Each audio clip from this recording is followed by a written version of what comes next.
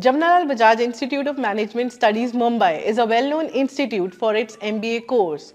And for all those who are looking for information about the institute, in this video, we'll take you through all the important information about the institute like selection criteria, admission procedure, preparation strategy, and accommodation scenario. And for this, we have JBIMS students with us who will give all the inside information which aren't available anywhere else. So buckle up, hit play, and get ready for your first step towards a brighter and a successful future. And watch out this video for more information.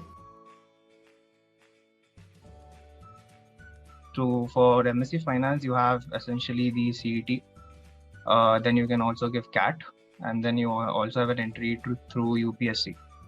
So these are the three modes in which you can get into the MSc Finance course. You have a minimum criteria as well that we'll talk in the preparation strategy if needed. So essentially for CET, you need to have minimum 97 percentile to apply for MSc Finance. In CAT, you need minimum 95 percentile. And UPSC should have cleared your preliminary and the main examination, and you should be due for interview. So these are the three basic criteria. Also, you need 60% minimum in your 10th and 12th. And you need to have mathematics in your higher secondary and in your at least or in your first semester of your degree course. So these are the minimum requirements. In my batch, we have 30 seats. And then for the next, like this, my juniors, we have 40 seats. Talking about the MMS course, you have different exams like CET, one which you will be having the next week. Another is CMAT and CAT is there.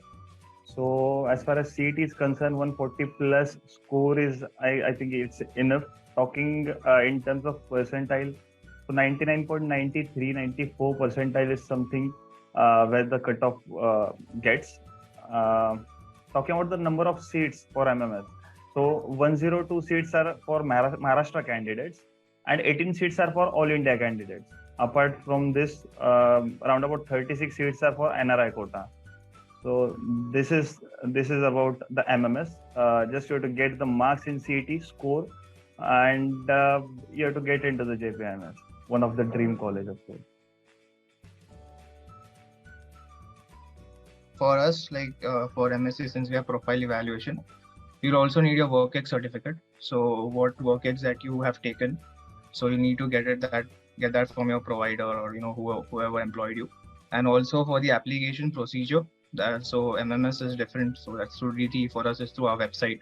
So you have to go through the JBIMS website and you have to log into there and then apply from the website, not through DT.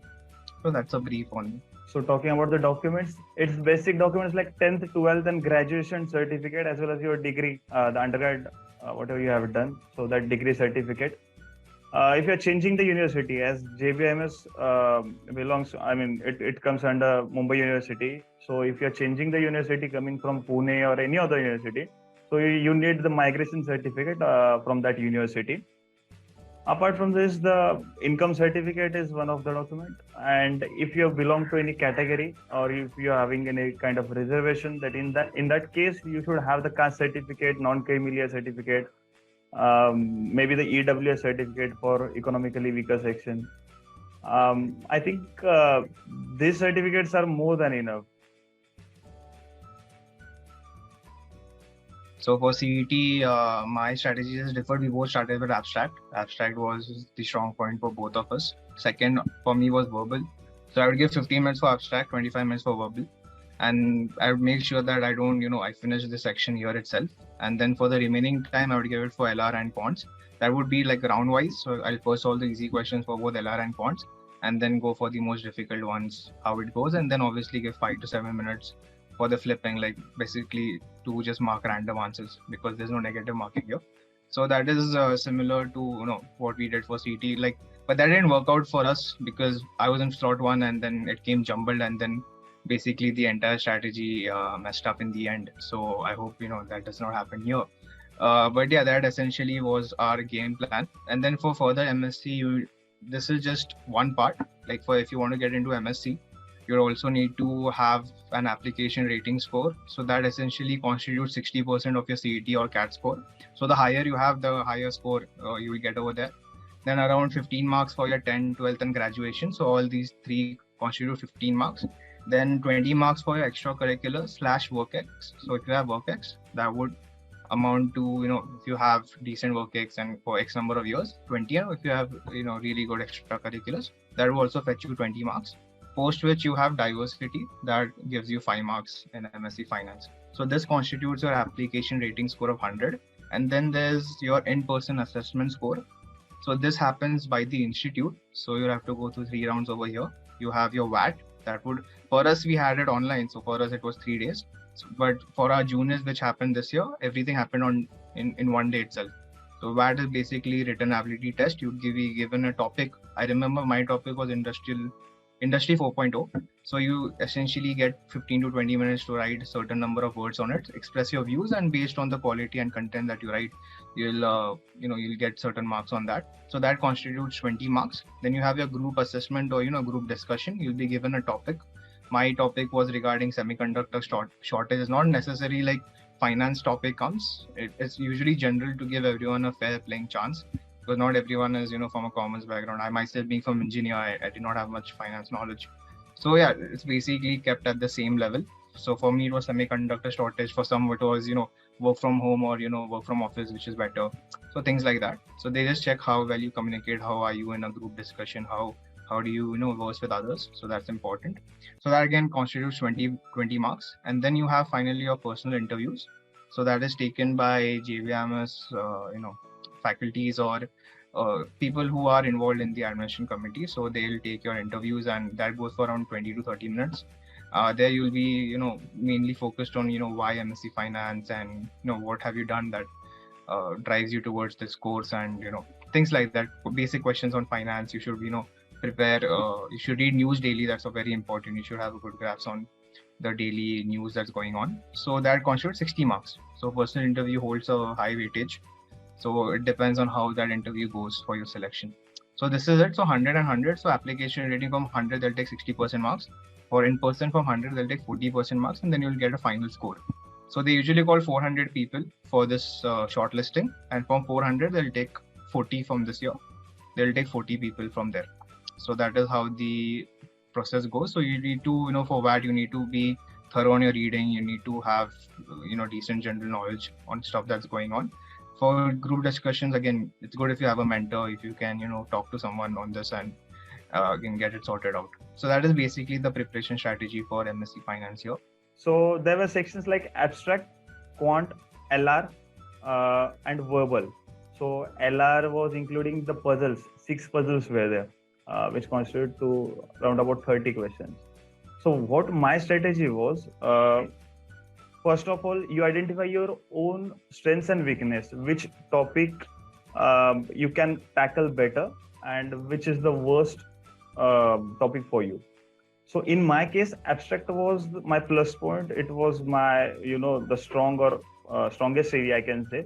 So I used to take the abstract the moment I start my mocks.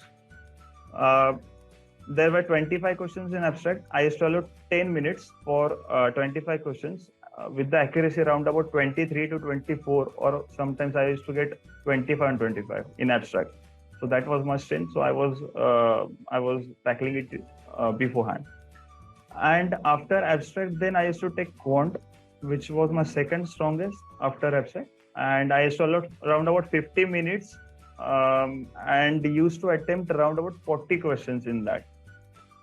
So this exam is time-based exam. You have to have that skill to skip those questions which are time-consuming, or you should not be egoist in that.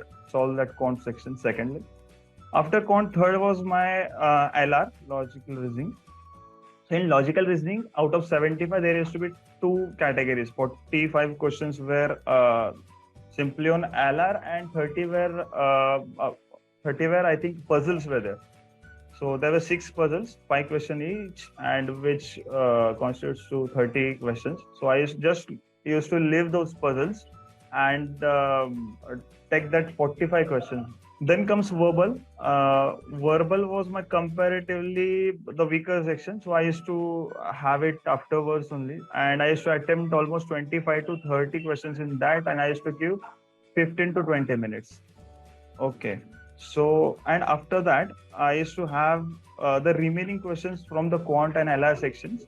The 10 minutes I used to allot for that. Last 5 minutes I used to keep for flip. So this total comes to 151. 150. I mean the attempts. Okay, so genuine attempt used to go till 160, 170, and the remaining 25 to 30 questions, which are the time consuming, maybe solvable but time consuming. So you just have to flip it or Tukka strategy. So go with that for last 5 minutes.